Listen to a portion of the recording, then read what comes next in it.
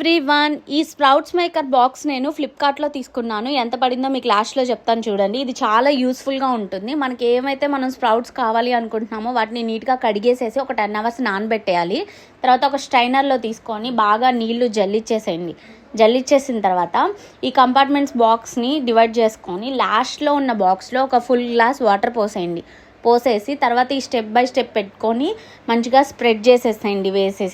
వేసి స్ప్రెడ్ చేసిన తర్వాత మూత పెట్టేసేసి ఇంకో 10 అవర్స్ వదిలిపెట్టేయాలి మనం.